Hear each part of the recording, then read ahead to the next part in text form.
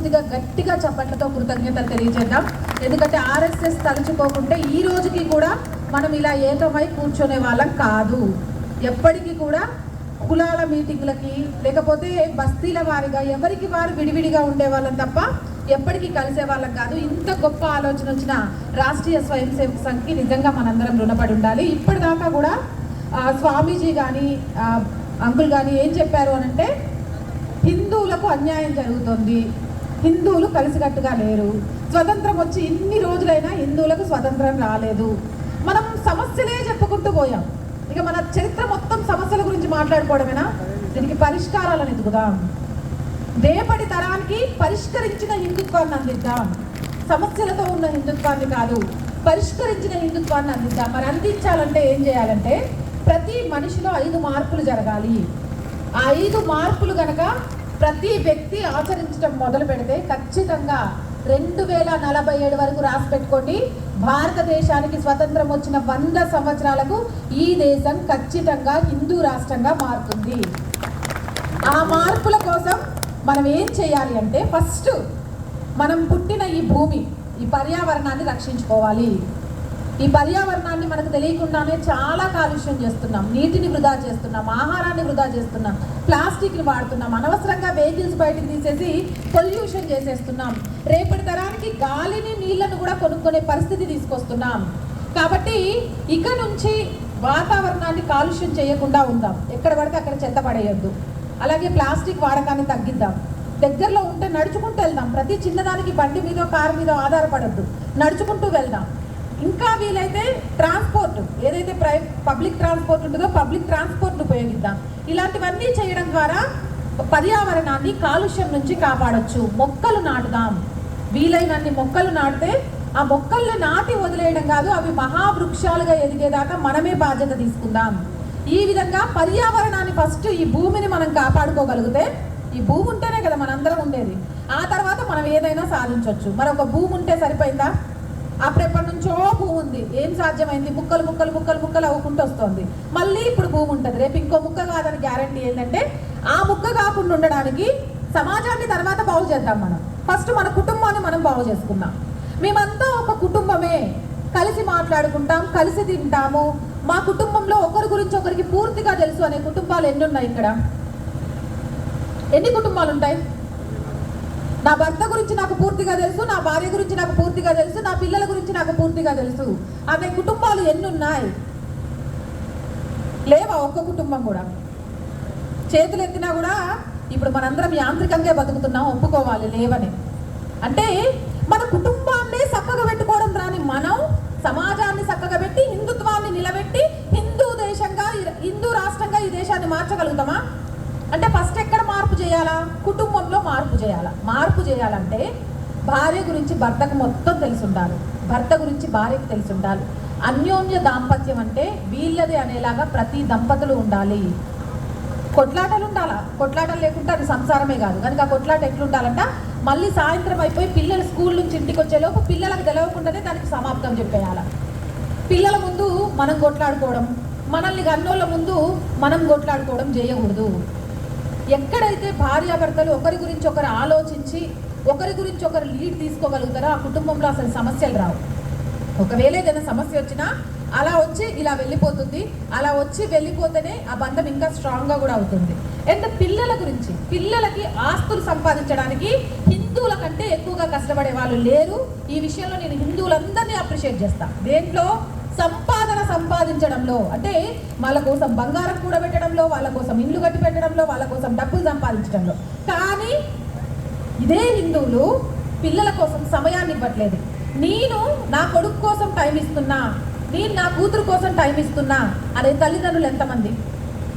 కనీసం రోజులో మీ పిల్లలతో ఒక్క గంట సేపైనా మీరు మాట్లాడుతున్నారా?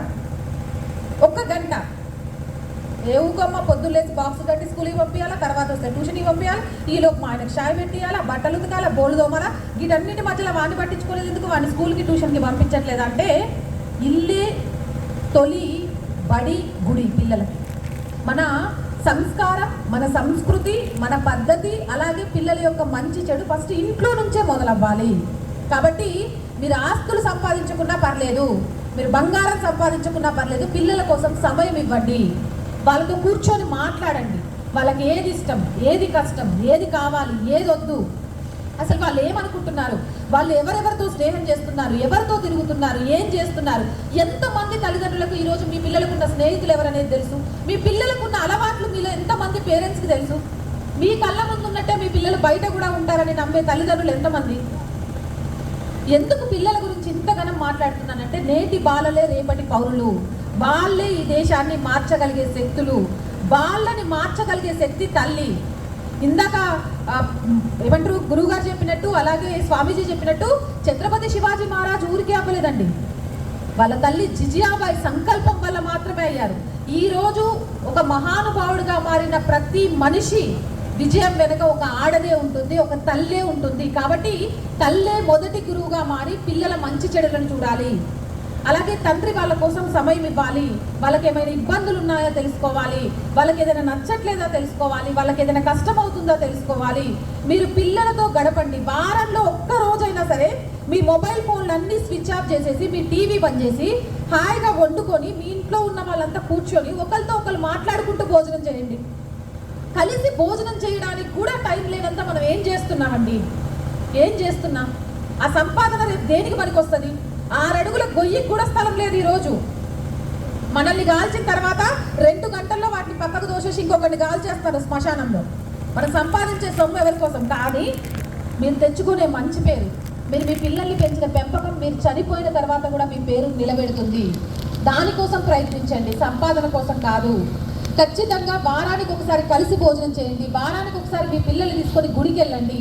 అలాగే ఇంట్లో పెద్దవాళ్ళండి. ఈ మధ్యకాలంలో సిటీ నుంచి పల్లెటూరు దాకా ఫ్యాషన్ అయిపోయింది ఏంటంటే, పెళ్ళవ్వగానే వేరు కాపురం పెట్టాలా, మన అమ్మాయికి పెళ్లి చేయాలంటే అత్తమామలు ఉండొద్దు, ఆడపడుచులు ఉండొద్దు. అలాగే మనకు ఒక అల్లుడిని తెచ్చుకోవాలి అని అంటే ఆ ఇంట్లో ఆమె కూతురికి పని చెప్పొద్దు ఎవరు. ఇలాంటి కొన్ని డైలాగ్స్ తోటి చిన్న కుటుంబం చింతలేని కుటుంబం అని విడిపోతున్నాం. కానీ విడిపోతే పడిపోతాం, కలిసి ఉంటే నిలబడతాం. ఎంత పెద్ద కుటుంబం ఉంటే అంత బాగా నిలబడగలుగుతాం. ఇంట్లో ఎప్పుడైతే పెద్దవాళ్ళు ఉంటారో, అమ్మ నాన్న, నానమ్మ తాతయ్య, అమ్మమ్మ తాతయ్య, ఇలా పెద్దవాళ్ళు ఉంటారో ఆ ఇంట్లో ఎలాంటి సమస్యలు రావని నేను నమ్ముతాను. ఎందుకంటే మాది ఉమ్మడి కుటుంబమే. మేమిద్దరం ఒకవేళ తిట్టుకున్నా మా బెడ్రూమ్లోనే కానీ కొంచెం కూడా బయటికి రానియం. ఎందుకంటే బయటకు వస్తే మా అత్తయ్య మా మామయ్య వింటే వాళ్ళ ఆరోగ్యం పాడైద్ది, అనవసరంగా వాళ్ళు డిస్టర్బ్ అవుతారు. అదే వాళ్ళు లేరనుకో ఇల్లు మొత్తం తిరుగుకుంటూ తిట్టుకుంటాం, పిల్లల ముందు కూడా తిట్టుకుంటాం. అదే వాళ్ళు ఉంటే కొంచెం భయం ఉంటుంది. పిల్లలు కూడా అమ్మా నాన్న మనల్ని పట్టించుకోరేమో, కానీ నానమ్మ తాతయ్య మనం ఎటు వెళ్తుంది అబ్జర్వ్ చేస్తారు, మనల్ని అడుగుతారు అనే ఒక భయం ఉంటుంది. మనకు తెలియని అనేక విషయాలని అసలు కంటే వడ్డీ ముద్దు అని మనం పిల్లల్ని ముద్దు చేస్తూ ప్రతి విషయాన్ని వాళ్ళకు అర్థమయ్యేలాగా చెప్తూ ఉంటారు. ఏది మంచిది, ఏది చెడు, ఎలా ఉండాలి, ఏంటి అని. కాబట్టి తల్లిదండ్రులను గౌరవించండి, తల్లిదండ్రులను మీతోనే ఉంచుకోండి. వాళ్ళు చేసేది మొండితనమనో చాదస్తమనో వాళ్ళను పక్కన పడేయకండి. వాళ్ళు చెప్పేది మన హితం కోసం అని ఆలోచించండి. అలాగే తల్లిదండ్రులు కూడా మీ ఇంటికి వచ్చిన కోడలు మీ కూతురు అనే విషయం గుర్తుపెట్టుకోండి. మీ కూతురైనా 20 సంవత్సరాలు 25 సంవత్సరాలే మీతో ఉంటుంది, కానీ మీరు చనిపోయిన తర్వాత కూడా ప్రతి సంవత్సరం మీకు పిండం పెట్టడానికి మడిగట్టుకునే ఏకైక కూతురు కోడలు. ఆ విషయాన్ని గుర్తుపెట్టుకొని కోడల్ని అర్థం చేసుకోండి. ఎక్కడి నుంచో వచ్చేసింది, మీ అమ్మ మేము చెప్తే వినదు, మీ అమ్మోళ్ళకు మీ ఆవిడకు వాళ్ళ పుట్టింటోళ్ళు అంటే ప్రేమ ఎక్కువ అంటే ప్రతి నిమిషం నెప్పుతూనే ఉంటే అట్నుంచి కూడా అదే వస్తుంది. మనం ప్రేమిస్తేనే ప్రేమ వస్తుంది. మనం పిల్లల ముందు అత్తాకోడలు తిట్టుకోవడం, లేకపోతే భార్యాభర్తలు తిట్టుకోవడం, అమ్మమ్మలు నానమ్మలు చాదస్తమని పిల్లల ముందు మాట్లాడటం ద్వారా బంధాలు, బంధుత్వాలు, ఆప్యాయతలు అంటే పిల్లల్లో ఒక నెగిటివ్ థాట్ వస్తుంది. వాళ్ళకు రేపన్న రోజు ఈ బంధాల విలువలు తెలవక ఎక్కడికో వెళ్ళిపోయి, అరే మీ అమ్మ చనిపోయిందిరా అంటే ఏం కాదు, నేను ఆన్లైన్లో డబ్బులు ఇస్తాగానే ఎవరితోనైనా తలకొరివి పెట్టి అంటాను. అలాంటి పరిస్థితి రాకుండా ఉండాలంటే కలిసి ఉండండి, ఒకరి కోసం ఒకరు ఉండండి. ఆ తర్వాత కుటుంబాన్ని బాగు చేసుకుంటే సరిపోతుందంటే మన ఇల్లు బాగుండడంతో పాటు మనం ఉంటున్న కాలనీ కూడా బాగుండాలి. అంటే ఆ సమాజం కూడా బాగుండాలి. గడప లోపల కులం, గడప దాటితే హిందూలం అని ఆలోచన ప్రతి ఒక్కరిలో రావాలి. మనకు అసలు హిందుత్వంలో గుర్తుపెట్టుకోండి, హిందూ మతమే కాదు, అదొక ధర్మం, ఎలా బ్రతకాలి అని నేర్పించే ధర్మం. అలాగే హిందూ ధర్మంలో కులాలు లేనే లేవు, వర్ణాలు మాత్రమే ఉన్నాయి. ఆ వర్ణాలు కూడా ఆయా చేతి వృత్తుల కారణంగా మాత్రమే వచ్చాయి. ఎవరైనా సరే నువ్వెవరు అంటే నేను నేను ఒక రెడ్డిననో, నేను ఒక కమ్మననో, ఒక కాపుననో, ఒక ఎస్సీననో చెప్పడం మానేసి నేను ఒక హిందువును అని చెప్పే రోజు రావాలి. మరి గడప లోపల ఎందుకమ్మా కులం? గడప లోపల మాత్రం ఇష్టం వచ్చినట్టు కుల వివక్షత చూపించొచ్చా? మీ ఇంట్లోకి వచ్చినప్పుడు మాత్రం ఏమైనా చేయొచ్చా? అంటే నేను సమాజాన్ని ఉద్ధరించాలంటే ఫస్ట్ నా ఇల్లు నేను ఉద్ధరించుకోవాలి. నా అత్త మామ చాలా నమ్మకంగా నాకు వాళ్ళకి ఏళ్ల తరబడి నుంచి, తరాల తరబడి నుంచి వస్తున్న ఆచార వ్యవహారాలని నాకు అప్పచెప్తారు. ఆ ఆచార వ్యవహారాలు కోడలుగా నేను పాటించాలి, కూతురుగా నేను పాటించాలి అంటే గడప లోపల నా కులానికి ఉన్న ఆచార వ్యవహారాలను నేను పాటిస్తా. అవి పాటించి బయటకు వచ్చి హిందుత్వం కోసం ఖచ్చితంగా నా గడప నుంచి ఒక అడుగు బయటకు వేసాను అంటే హిందువుగా మాత్రమే ఆలోచిస్తా. ఇది ఒక్క ఆడవాళ్ళలో కాదు, ప్రతి ఒక్కరిలో రావాల్సిన ఆలోచన. మీరు ఎంతమంది గడప లోపల కులం, గడప దాటితే హిందువులుగా ఆలోచిస్తున్నారు? నిజంగా ఒక్కదానికి కూడా మీ దగ్గర నుంచి సమాధానం రావట్లేదు. అంటే మీరు నిజంగా బ్రతుకుతున్నారా, లేకపోతే చెయ్యెత్తడానికి మొహమాట పడుతున్నారా, లేకపోతే చెయ్యెత్తితే మమ్మల్ని గుర్తుపెట్టుకుని రేపు ఎవరైనా ఏమైనా చేస్తారని భయపడుతున్నారా? నాకైతే అర్థం కావట్లేదు. గడప లోపల కులం, గడప దాటితే హిందువులమని ఎంతమంది ఆలోచిస్తున్నారు? నిజంగా ఇంతమంది ఆలోచిస్తారా అన్న? ఈ హిందూ సమ్మేళనం కంటే ముందు ఒక్కసారైనా ప్రతి సంవత్సరం కార్తీక మాసంలో వనభోజనాలు చేసుకుంటాం. హిందూ వనభోజనాలు ఎప్పుడైనా జరిగినాయా? మరి అట్లా ఆలోచిస్తే జరగాలి కదన్నా. గడప దాటి హిందువులుగా ఆలోచిస్తే నువ్వు చేసుకోవాల్సింది హిందూ వనభోజనాలే కదా. ఎందుకు చేసుకోవట్లేదు? అంటే మనం ఏం ఫీల్ అవుతున్నామంటే నేను బొట్టు పెట్టుకుంటున్నా, నేను కాషాయ తాడు కట్టుకుంటున్నా, నేను మెళ్ళో ఓ రుద్రాక్ష మాల వేసుకుంటున్నా, బయటికి పోయి ఎవరు కనమండి జై శ్రీరామ్ అంటున్నా, నేను హిందువుని. నేను బయటకు వచ్చి హిందుత్వం గురించే ఉంటాను, నేను హిందువుని. నువ్వు ఇవన్నీ వేసుకోకుండా పర్లేదన్నా. సాటి హిందువుకు కష్టం వస్తే ఆదుకో. కులాన్ని చూడకుండా ఒక హిందువు యొక్క బాధను కనిపెట్టు. వాడికి ఎందుకు బాధపడుతున్నాడో అనేది చూడు. హిందువుతో వ్యాపారం చెయ్యి. హిందూ ఆడపిల్లకు కష్టం వస్తే అండగా నిలబడు. పక్కింట్లో ఎక్కడో ఆడపిల్ల వెళ్ళిపోయిందంటే మన కులం పిల్ల కాదు, మన కులం పిల్లలకి ఇట్లా చెయ్యరు. ఆ పిల్ల ఏదో కులం కట్ల చేసింది, అది కాదన్నా. ఆడపిల్లని మాయ మాటలతో బుట్టలు వేసుకునేటోడు మస్తు మొదలష్టపోలు ఉన్నారు. ఆ పిల్లని చేసినోడు రేపు మన పిల్లని కూడా చేస్తాడు. కాబట్టి ఆ పిల్లకి అన్యాయం జరిగినప్పుడు మొత్తం వెళ్ళాడు నిలబడండి, ఆ పిల్లకి అండగా ఉండండి. ఇంకొకడు హిందూ ఆడపిల్ల జోలికి రావాలంటే భయపడేలాగా చేయండి. ఒక కుల వివక్షతతోనే ఈరోజు హిందూ సమాజం విడిపోవట్లేదండి. ఇంకొకటి చెప్పనా, పైసా, ఆర్థిక అసమానతలతో కూడా హిందూ సమాజం విడిపోతుంది. పైస ఉన్నోడికి మనం ఒక విలువిస్తాం, పైస లేనోడికి మనం ఒక విలువిస్తాం. అవునా కాదా? పైస ఉన్నోడైతే అండ్ ఆ కులమా ఈ కులమా అని అడగం, తీసుకెళ్లి డైనింగ్ టేబుల్ మీద కూర్చోబెట్టి మంచిగా కూల్ డ్రింకులు ఇస్తాం. అదే పైస లేనోడు ఈ కులమా ఆ కులమా కాదు, ఫస్ట్ వాడి దగ్గర పైసలు లేవని మంచినీళ్ళు అడిగితే ఆగాగు, బయటుండు. అరే ప్లాస్టిక్ గ్లాస్ అన్నా లేకపోతే ఏదైనా చినిగిపోయిన గ్లాస్ మనం వాడంది ఏదైనా ఉందా? అందులో నీళ్లు పట్టుకరా, బయట ఎవరో నిలబడ్డారు నీళ్లు కావాలట. ఆకలికి కూడా మనం ఉన్నోడా లేనోడా అని చూస్తాం. ఉన్నోడైతే వెండి కంచంలో పెడతాం, లేనోడైతే బయట ప్లాస్టిక్ కవర్లో పెట్టిస్తాం. నేను చాలా మందిని చూస్తాను, ఇంట్లో పనులకు మిగిలిపోయిన అన్నం వాళ్ళ గిన్నెల్లో పెట్టిస్తే ఆ గిన్నెలకు ఏదో మైలంటుంది అన్నట్టు ప్లాస్టిక్ కవర్లలో పెట్టిస్తుంటారు. మీరు అట్లా ఇవ్వకుండా పర్లేదు, కానీ ఒక మనిషి యొక్క ఆకలిని, ఒక మనిషి యొక్క అవసరాన్ని మాత్రం డబ్బుతో ముడిపెట్టి హేళనగా చూడకండి.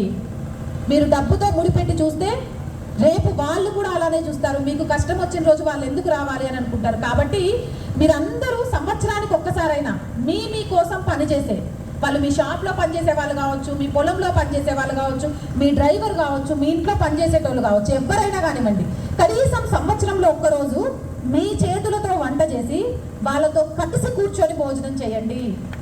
అందరూ కలిసి కూర్చొని భోజనం చేయండి. ఆర్థిక అసమానతలు, కుల వివక్షత లేని సమాజాన్ని నిర్మించగలిగిన రోజు హిందుత్వాన్ని ఎవ్వరూ ఏమీ చేయలేరు. ఆ తర్వాత స్వదేశీ వస్తువులను మాత్రమే కొనండి. మోదీ గారు ఇచ్చిన పిలుపును ప్రతి ఒక్కరు గుర్తుపెట్టుకోండి. బంగారాన్ని ఒక సంవత్సరం పాటు ఎవ్వరం కొనకండి.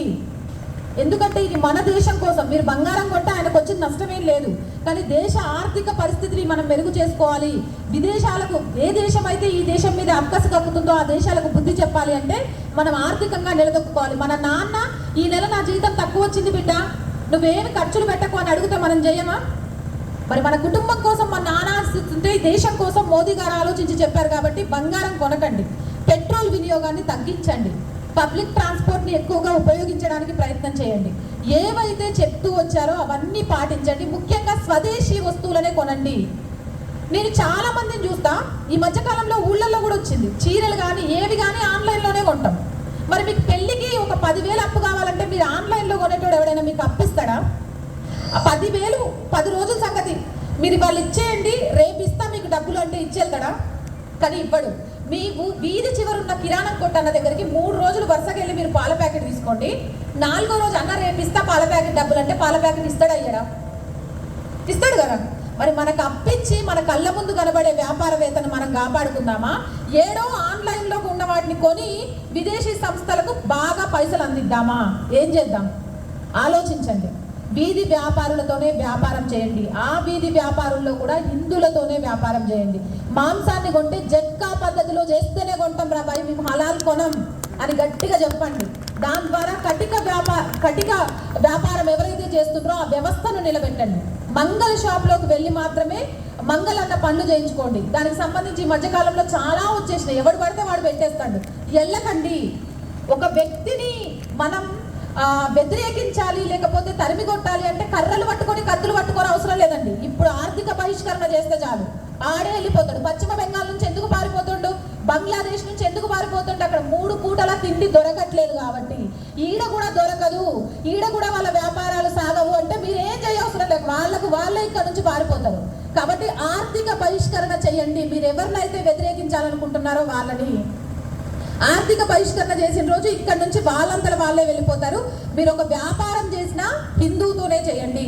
అలాగే స్వదేశీ వస్తువులు మాత్రమే కొనండి. మన భోజనాన్ని మాత్రమే 3 కాలాల్లో పండే పంటని మన పిల్లలకి ఆహారంగా తినిపించండి. ఆయా కాలాల్లో వచ్చే పండ్లు, ఆయా కాలాల్లో వచ్చే కూరగాయల్ని మన పిల్లలకు అలవాటు చేయండి. ఈ పిజ్జా, బర్గర్లు ఇవి మన శరీరాలకు సరిపోవు. ఈ ఆహార మార్పుల వల్లనే 25 సంవత్సరాలకు ఒక మనిషికి రావాల్సిన కోరికలు, ఆలోచనలు 12 సంవత్సరాల వయసులో వస్తున్నాయంటే కారణం ఇదే. అలాంటి ఆహారం మన పిల్లలకి ఏమాత్రం కూడా మంచిది కాదు. కాబట్టి అలాంటి ఆహారం నుంచి దూరం చేయండి. మన సంస్కృతిని కాపాడండి. మన వీధిలో ఉన్న ఆలయాలకు సంబంధించి, మీ వీధిలో ఏదైనా టెంపుల్ ఉందా అన్న, గుడి ఉందా? ఏదైనా ఉంది కదా. ఆ గుళ్ళో రోజు ధూపదీప నైవేద్యాలు జరుగుతాయా? ఎంతమంది వెళ్తారు? ధూపదీప నైవేద్యాలు జరుగుతున్నాయా లేదా అని కనుక్కోవడానికి. మీకు విషయం తెలుసా? మీ వీధిలో ఉన్న గుడిలో 3 పూట్ల దేవుడికి నైవేద్యం పెట్టకుండా మీరు తింటే మహాపాపం, మహాదోషం. కాబట్టి మీరు సంవత్సరంలో ఒక్కసారి తిరుపతి వెళ్ళండి, వద్దనట్లా వెంకటేశ్వర స్వామిని అక్కడికి వెళ్ళి దర్శనం చేసుకోవాలి. కానీ 2వ సారి తిరుపతి రావాలనే కోరిక వస్తే ఇంట్లోనే వెంకటేశ్వర స్వామికి దండం పెట్టుకొని ఆ పైసల్ని మన వీధి చివరున్న గుడిని బాగు చేసుకోవడానికి ఉపయోగించుకుందాం. ఆ గుడిలోని దేవుడికి ధూపదీప నైవేద్యాలు జరగడానికి ఖర్చు పెట్టుకుందాం. మన వీధిలో ఉన్న ఆలయాన్ని కాపాడుకొని మన పిల్లల్ని ఆలయానికి తీసుకెళ్తూ మన సంస్కృతి విలువలను, మన సాంప్రదాయ విలువల్ని, మన కట్టుబొట్టు విలువల్ని ఎంత దిగజారిపోతున్నామంటే, ఒక ఆడపిల్లకు పెళ్లి చేస్తున్నామంటే బొట్టు పెట్టుకోవడం దగ్గర నుంచి చీర కట్టుకోవడం వరకు ఒక మొగోడు వచ్చి చేస్తాడు. అంత దారుణమైన స్థితికి మనం పడిపోతున్నాం. మన కట్టు, మన బొట్టు, చీర కట్టుకోవడం. ఈ మధ్యకాలంలో పెళ్లి చూపుల్లో ఫస్ట్ క్వశ్చన్ ఏం తెలుసా? మనకి చీర కట్టుకోవడం వచ్చా అని. ఎంత దౌర్భాగ్యం! భారతదేశంలో ఒక స్త్రీని నీకు చీర కట్టుకోవడం వచ్చా అని అడిగే పరిస్థితికి మన పిల్లల్ని పెంచుతున్నాము అంటే ఎంత దుస్థితిలో ఉన్నామో ఆలోచించండి. వారంలో ఒక్కరోజైనా మన సాంప్రదాయ బట్టలు వేయించండి. కాళ్ళకు పసుపు రాయడం ఎందుకు? ఇంట్లో నుంచి బయటికి వెళ్ళేటప్పుడు బొట్టు పెట్టుకొని వెళ్ళమని చెప్పండి. అన్నిటికంటే ముఖ్యంగా ప్రతి తల్లిదండ్రులు గుర్తుపెట్టుకోండి, ఏ స్కూల్ అయితే బొట్టు పెట్టుకోవద్దంటదో, ఏ స్కూల్ అయితే గాజులు వేసుకోవద్దంటదో, ఏ స్కూల్ అయితే పూలు పెట్టుకోవద్దంటదో ఆ స్కూళ్ళను బహిష్కరించండి. ఇంగ్లీష్ రాకుండా పర్లేదు, తెలుగు భాషతో హ్యాపీగా బ్రతికేయచ్చు. నాకు తెలుగు భాషే వచ్చు, నేను మొత్తం తెలుగు మీడియమే చదువుకుంది, నేను బతికిస్తున్నాను. ఇంగ్లీష్ వచ్చినోడు ఏమంటారు, ఇంజనీరింగ్లు చేసి కూడా వాడు చదువుకు సంబంధం లేకుండా పనిచేస్తాడు 10,000 కోసం. కానీ నేను చదువుకు తగ్గట్టే పనిచేస్తాను. కాబట్టి మనం ఏం చదువుకుంటున్నాం అనేది ముఖ్యం కాదు, ఎంత సంస్కారంతో, ఎంత విజ్ఞానవంతంగా మనకు నచ్చిన పనిని చేస్తున్నాం అనేదే ముఖ్యం. కాబట్టి ఏ స్కూల్స్ అయితే మన సాంప్రదాయాల్ని బహిష్కరిస్తాయో ఆ స్కూల్స్ని తల్లిదండ్రులు బహిష్కరించండి. పిల్లలు వెళ్ళకండి అలాంటి స్కూల్స్కి పంపించిన. అండ్ ఫైనల్గా భారత రాజ్యాంగం మనకిచ్చిన బాధ్యతలను నిర్వర్తించండి. రాజ్యాంగం మనకి ఏం బాధ్యతలు ఇచ్చింది? ఓటు అనే హక్కునిచ్చింది. కానీ మనం ఏం చేస్తున్నాం? దాన్ని నమ్ముకుంటున్నాం. అలాగే హెల్మెట్ పెట్టుకోవాలి అని చెప్తాం. ఎంతమంది హెల్మెట్ పెట్టుకునే ప్రయాణం చేస్తారు? ఎంతమంది సీట్ బెల్ట్లు పెట్టుకుంటున్నారు? ఎంతమంది బస్సులు ఎక్కిన దగ్గర, రోడ్డు దాటే దగ్గర ముసలి వాళ్ళు కనిపిస్తే కనీసం సహాయం చేస్తున్నారు? ఇవన్నీ ఎవ్వరు మనకు కొట్టి నేర్పించరు, మనం నేర్చుకోవాల్సినవి. ఈ 5 మార్పులు పర్యావరణాన్ని పరిరక్షించుకుంటూ, కుటుంబాన్ని ప్రేమించుకుంటూ, అసమానతలు లేని సమాజాన్ని నిర్మించుకుంటూ, స్వదేశీ వస్తువులను ప్రోత్సహిస్తూ, బాధ్యతాయుతమైన భారతీయ పౌరుడిగా ఒక హిందూ కుటుంబం ఉండగలిగిన రోజు ఖచ్చితంగా ఈ భారతదేశం అగ్రగామిగా నిలుస్తుంది. ఈ 5 మార్పులు ప్రతి కుటుంబంలో రావాలి అని, ఇంతవరకు జరిగిపోయినా ఇక నుంచి మనమంతా కూడా ఈ మార్గదర్శకంలో నడవాలి అని, ఒక చక్కటి కుటుంబాలను ఏర్పరచుకోవాలని, భారతదేశం అగ్రభాగాన నిలవడంలో నా కుటుంబం కూడా భాగస్వామ్యం అని గర్వంగా చెప్పుకునే రోజు రావాలని మనస్ఫూర్తిగా కోరుకుంటున్నాను. ఈ అవకాశం ఇచ్చిన పెద్దలందరికీ మనస్ఫూర్తిగా ధన్యవాదాలు. భారత్ మాతాకి.